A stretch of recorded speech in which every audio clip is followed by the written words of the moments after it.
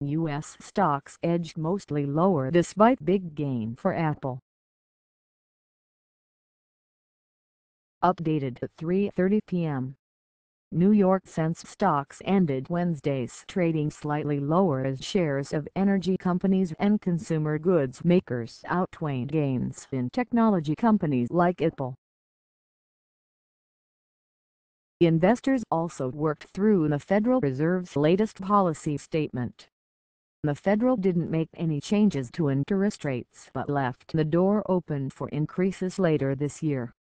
The Dow Jones Industrial Average fell 158 points, less than 0.1%, to 18,472.17.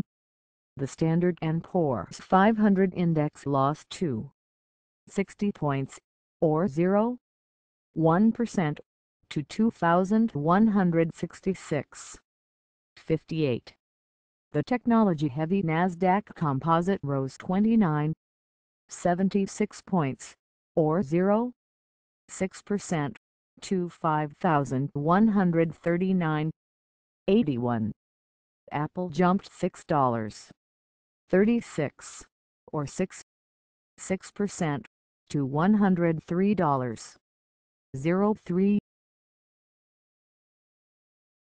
While the company reported lower revenue and iPhone sales, it still earned $10.5 billion last quarter, well above analysts' estimates. Apple had been one of the biggest drags on the market this year as investors became concerned that its years of massive growth were coming to an end. Apple nearly erased its loss for the year. The expectations for Apple were abysmal, said Daniel Morgan, a portfolio manager at Synovus Trust Company who owns Apple shares. Everyone is waiting for later this year, when Apple releases new products. Apple, one of the 30 stocks in the Dow Jones Industrial Average, is the first of the major technology companies to report this week.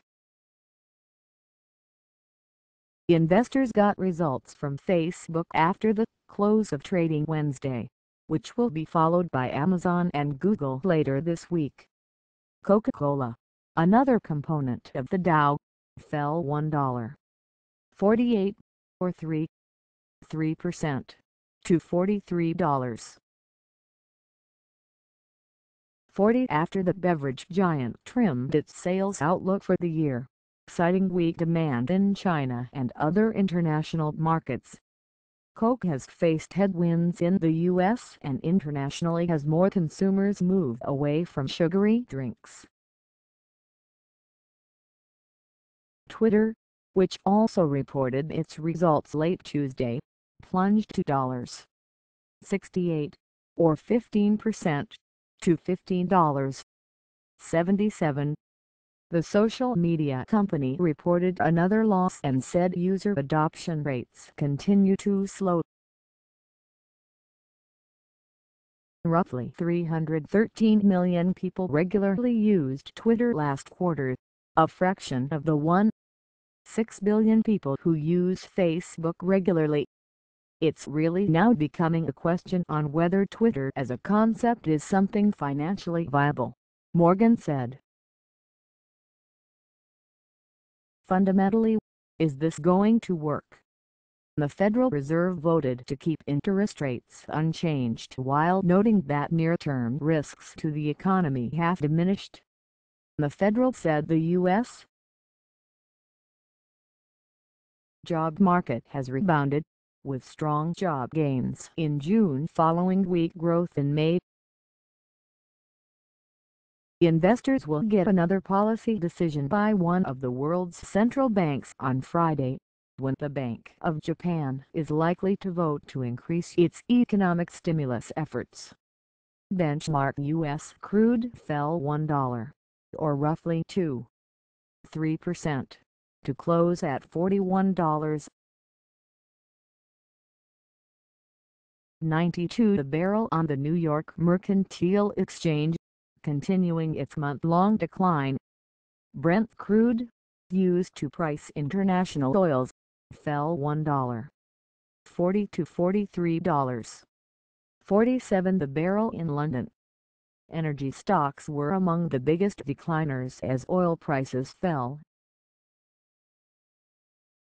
Marathon Oil, Transocean and Hess Corporation all fell roughly 4% or more. Bond prices rose. The yield on the 10-year Treasury note fell to 1.51% from 1.56%, most of the gains coming after the Fed's announcement.